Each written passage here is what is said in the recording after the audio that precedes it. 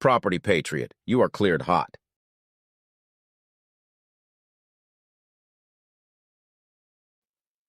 Good day, high flyers, and welcome to the Aim High podcast. Today I am here with Cale Delaney. How are you, Cale? I'm doing well, bud. Thank you for having me.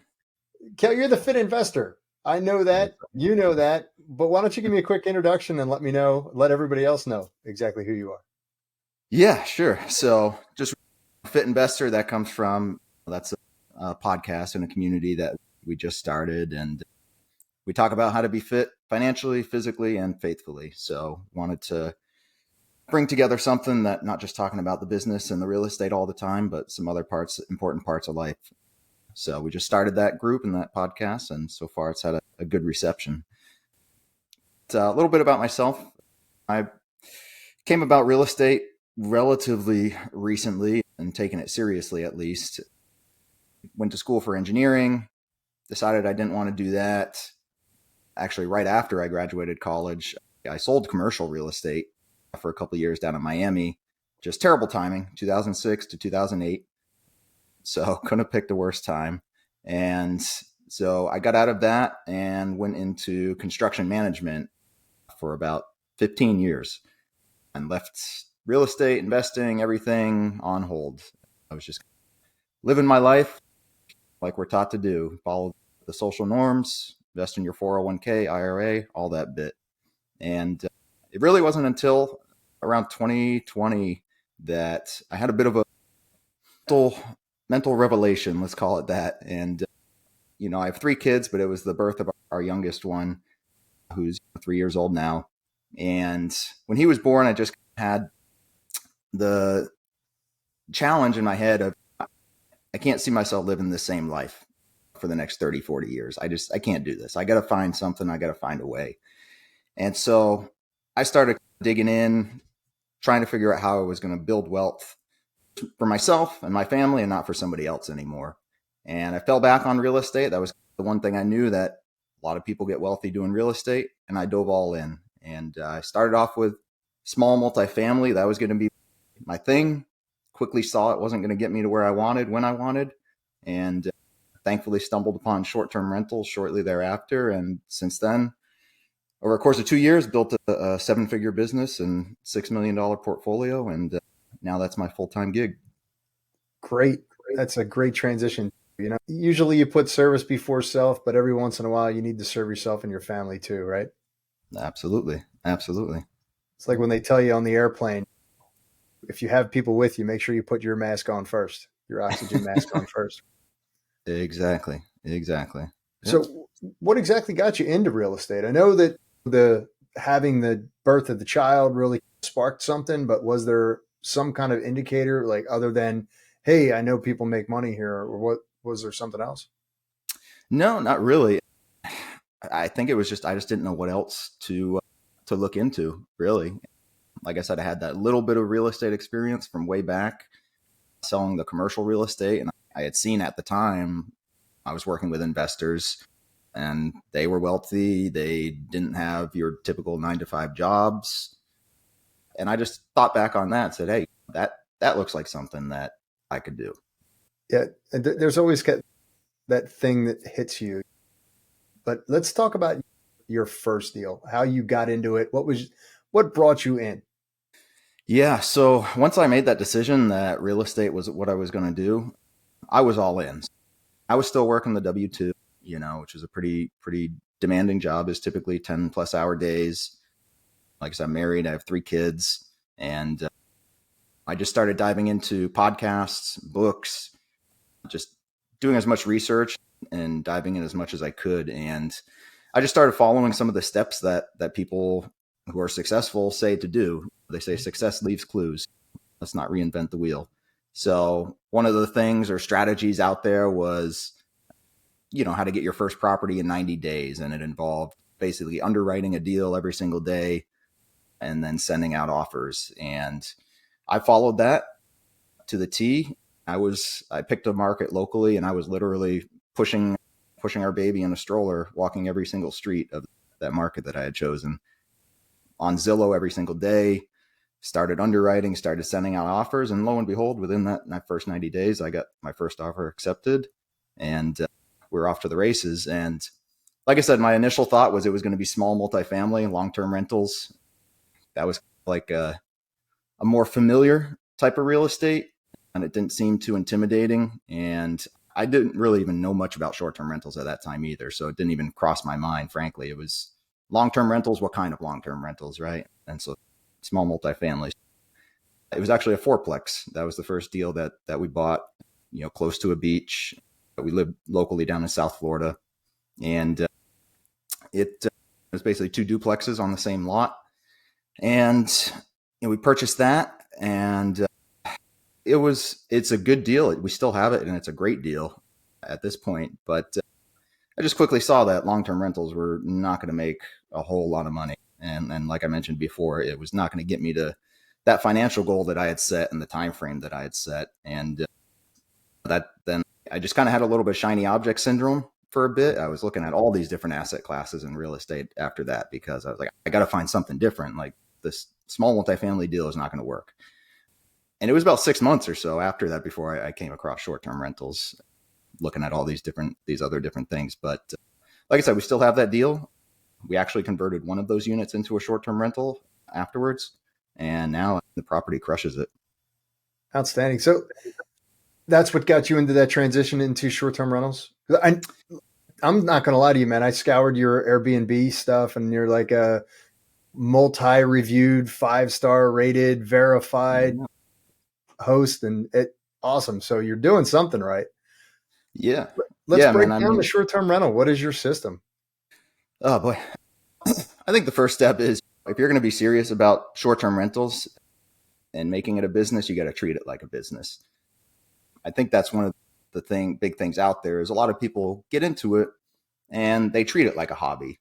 And it may be a hobby, that's fine.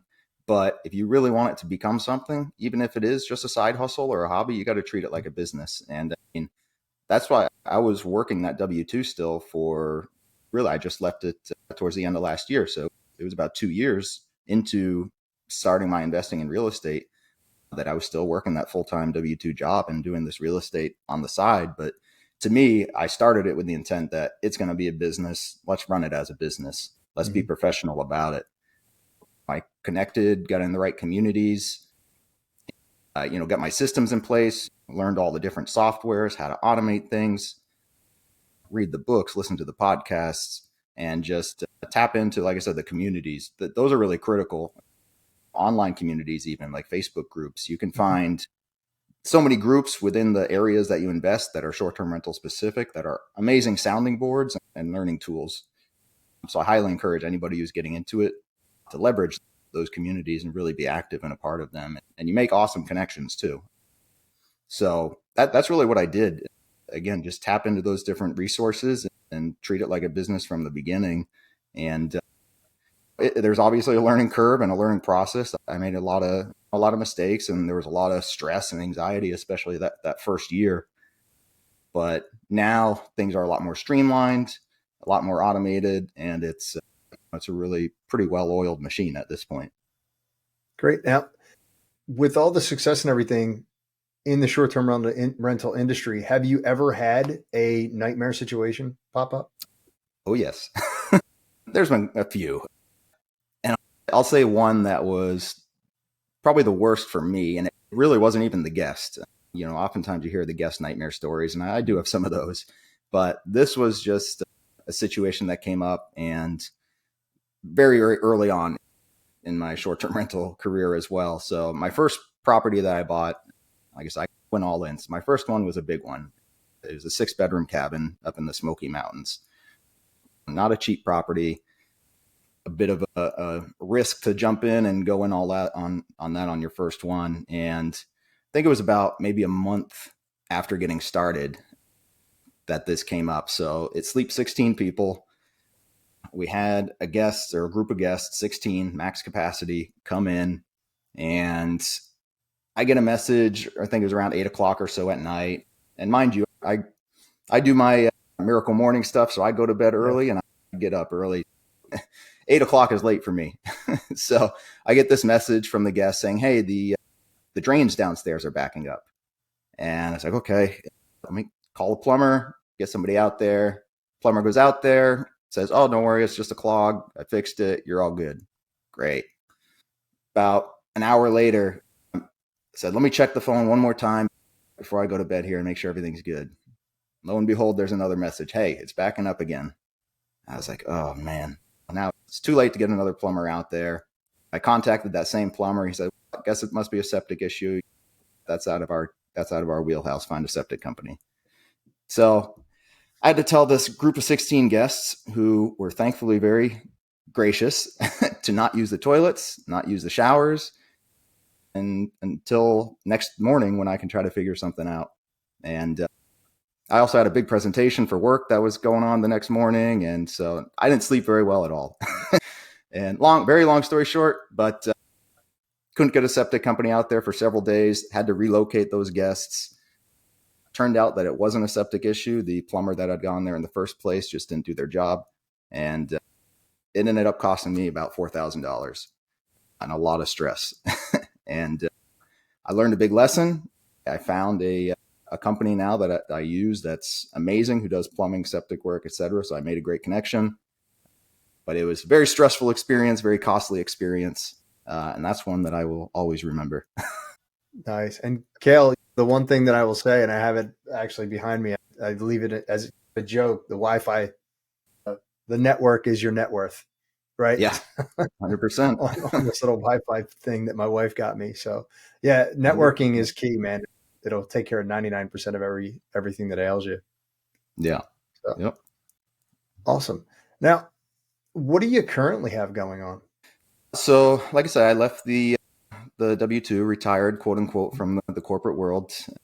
So now I'm focusing on the real estate investing full time. So we are still increasing and growing our portfolio. So we're currently active in our acquisition phase right now.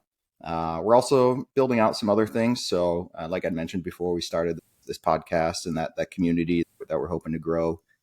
And then we're also offering now short-term rental consulting and co-hosting services as well. So we're just trying to expand a little bit of the services we offer and try to help some other people benefit from the experiences and the knowledge that we have at this point. So we're just hoping to continue to grow in that arena. And then we're also looking at expanding into some commercial real estate assets as well. We love the short-term rentals. They're amazing. And they're awesome for getting you that cash flow. And once you get to the level where you want to be with the cash flow, then I think it's wise to start diversifying and looking into some other types of asset classes. So that's our long-term plan right now. Yeah, great. And the tax benefits aren't anything to sneeze at either. Right? Oh, yes. I'm glad you brought that up. Those are wonderful. Yes. Yeah. And that's one thing I tell everybody, if you are a W-2 earner or even 1099, whatever, and especially if you're a high income earner, short-term rentals are one of the best ways to reduce your taxable income. I'm not a CPA, so consult your CPA, but the basic method is you do what's called a cost segregation analysis, which breaks up the different components of the building and their depreciation schedules. And then the current laws allow you to take what's called the bonus depreciation, which starting in 2023 now, it allows you to take 80% of that value, and then it decreases by 20% for the next years till it's gone, unless the laws change, which I hope they do. But so, that alone can be used if you meet certain qualifications, and short-term rentals specifically have not a loophole, but a easier qualification method than, let's say, long-term rentals to be able to utilize that depreciation to offset your active income. It's an amazing thing. Even when I was working the W-2 and making the same, if not more, income from my real estate, I paid literally $0 in taxes over the past 2 years. And I expect that to continue. So yeah, it's an amazing benefit. That's awesome. Yeah. I'm not going to lie to you. That's absolutely awesome. I'm going to have to talk to you about the consulting on the short-term rentals too, because, the cash flow, we got a bunch of long-term rentals, but anyway, that's for a different time. So what is the one thing you learned as your wealth increased? I think it's still something I'm probably trying to learn at this point. Is at some point you have to decide when enough is enough. And because it's easy, once you reach that, maybe that initial goal that you set, then you up that goal. And then maybe if you reach that, then you up it again. There's a healthiness in that as well, right? You want to keep setting goals and keep challenging yourself. But at the same time, I think you want to have a limit or an understanding or set a parameter. Once I make this much, then maybe I need to focus on other things. Maybe I need to focus more on giving back. Maybe I need to focus more on just different areas of life. So I think that's a stage I'm in currently at this point, as I continue to grow things, is learning, when is it enough and when do I need to start focusing more on other areas of life? Yeah. But there comes a time, and I tell my students that don't quit your day job until you're at 20 to 30% higher than what you're currently making, because you never know what's going to happen. But there comes a time when, look at it however you want, spiritually, God, something is pushing you where you feel like you're swimming upstream when you're going back to that day job, knowing that you have this thing that you are very passionate about. Did you hit that? Yes. Yeah. I, again, think short-term rentals are a very powerful tool when it comes to cash flow. I was making a good income, a good salary for my W-2 job, 6-figure salary, but I was able to replace that. I think it was around 6 months or so, maybe 6 to 9 months after getting started, that I was able to replace that income with my real estate. And I moved fast. Let's just put it, I scaled really quickly. I bought 7 cabins in the Smoky Mountains within a period of 18 months, as well as some long-term rentals as well. So I went pretty quick, but so I replaced that income relatively quickly, but I stayed on with that W-2 for, like I said, it was about 2 years from when I got started, a year and a half after I actually had replaced the income. And there were some other reasons as well. We had some really big medical issues with my wife during that first year. So the insurance and keeping that in play was a big consideration, keeping the W-2 for a while as well. But even after that got cleared up, I still stuck with it for a little bit. And again, that was another way that helped me scale as quickly as I did, because I was able to bank 100% of the profits from the properties and just use that to reinvest and buy more properties. So yeah, same thing. If you have a job that, let's just say, that you can at least tolerate, you don't have to love it, but if you can at least tolerate for a period, by all means, stick with it. Bank that money from your real estate and reinvest it, because after you get those first 2-3 properties, if you do things right, that snowball effect takes place. And that's where those properties start buying your next properties. And it just goes and goes and grows and grows. Yeah, I 100% recommend that as well. Great. Lessons learned, man. You're spitting out some knowledge here. So let's go into the soaring 4. These are the same 4 questions that I ask every guest that could help someone who's just starting out achieve new heights. Yes, sir. So what do you use to keep you motivated? I mentioned the communities before. To me, I think that's one of the big things. Just again, whether it's through online communities or if you have local groups that you can meet with in person or masterminds or whatever, but surrounding yourself with people of the same mindset, the entrepreneurial business mindset, whether or not it's real estate, whatever, but surrounding yourself with those people is going to be huge and critical, because, and I'll just say, one of the things that I expected it, but not as much. When I left the W-2 world, one of the things is it can be a bit lonely once you do that, right? Because you're leaving behind a network or a connection that you had for many years, possibly. Like I said, I worked in that job for the same company for about 15 years. And so you leave that behind, and a lot of your friends probably don't have the same mindset that you have now. And it becomes a lot harder to relate to people when you have that bit of a mindset shift. So finding people or a community that you can connect with that are like-minded in that way and that can encourage you, is going to be crucial because, like I said, yeah, it can get a bit lonely at first, and you need some encouragement to keep going because it's not easy being an entrepreneur, especially a newer one. And you're going to need that support system to keep your pace and keep your growth. Yeah. What is one thing that you learned that completely changed your mindset? I think it really is just about changing to that entrepreneurial mindset. I never thought I would be an entrepreneur or a business owner. I was the kind of person that really flocked to safety and security. So having a W-2 job with the benefits and the 401k and all that seemed like a good idea. It seemed safe, which it's not as safe as you think, but it seemed safe and it seemed like the right and the smart thing to do. And I never thought of myself as going out on my own or anything like that. And one of the triggers also was reading the Rich Dad, Poor Dad book, which is a very common thing. And I had read it previously in life and it never had any effect. And so I think you got to read it at the right time. And so I was ready at that point. I read it again and it was like getting hit in the face with a brick. It was all of a sudden I was like, oh my gosh, now I understand. I've been all this time, I've been working and building wealth for somebody else when I could be doing this for myself and my family. And here's how I can do it through a business and through investing. And so that I think was really the revelation point of it's not as tricky or complicated as you may think. Really, it's just a matter of changing from this quadrant, from Rich Dad Talk, to this quadrant. And there's many ways to do it.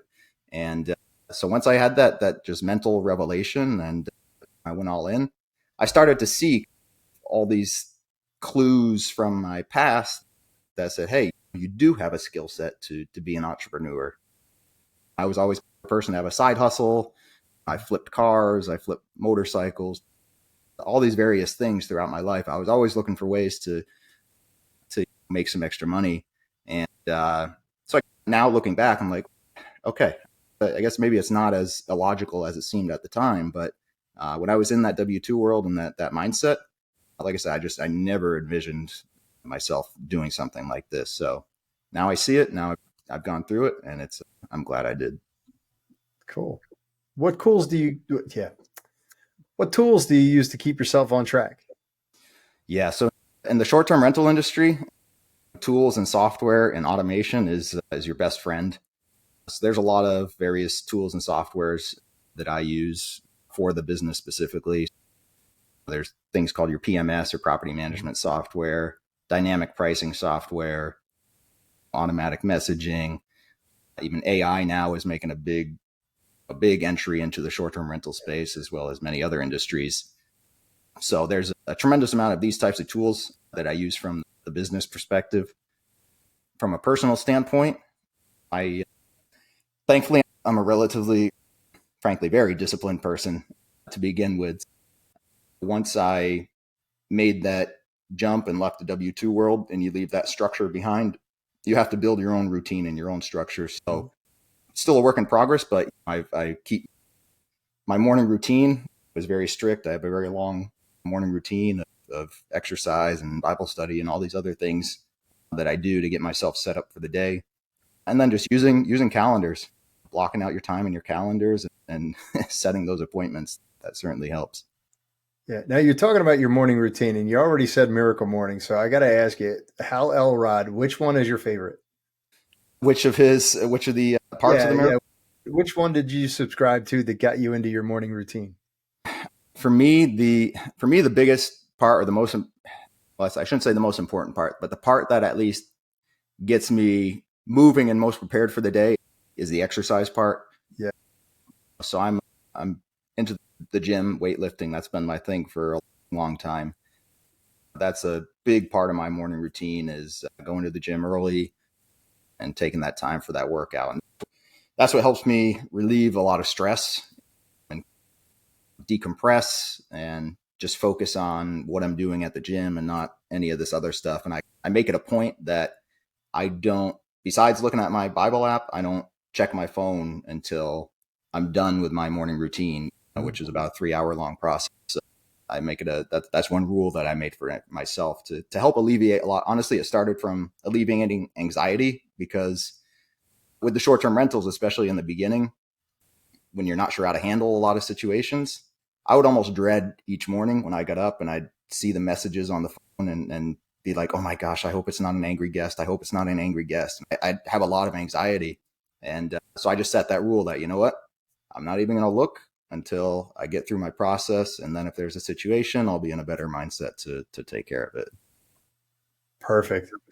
Now, what is one thing that you would change if you had to start all over? I was looking at this question. I was trying to think of something really good. Besides, I'm not going to go with kind of the cliche or common answer of, I wish I had gotten started sooner. I mean, that's certainly one of them. But I think the main thing I would have done is start building a team. Maybe not from the very beginning, but early on, because I'm still working on that and in that process now. But the more people I talk to, everybody, literally every single person says, I wish I had started building that team sooner. And I'm so glad I did. And it's allowed me to grow exponentially since I did. Yeah.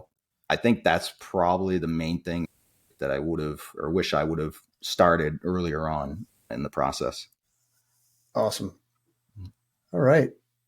Cale, I really do appreciate your time. I know you are jumping through hoops with everything that you got going on. So thank you very much for coming on today.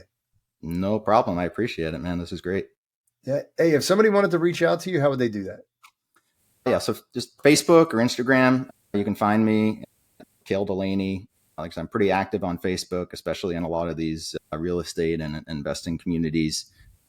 We also have, like I said, our podcast, The Fit Investor, and we have a Facebook group called The Fit Investor, which I would be happy for you to join and check out as well.